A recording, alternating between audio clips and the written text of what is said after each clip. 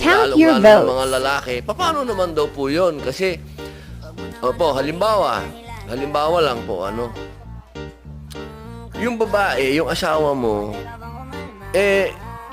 may mixed, minsan kasi, ito, totoo po to, minsan akala mo nagpapalambing lang yung asawa mo.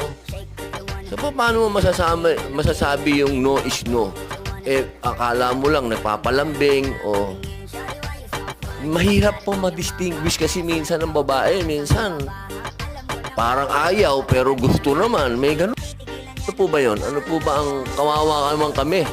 Ang depensa namin. O kung kami naman halimbawa ang wala sa mood, meron ba kaming karapatan magno? Mahirap paniwalaan pero ako lalo, mahirap paniwalaan ako magno. Pero paano pa pag nagno ako? Yung no means no applies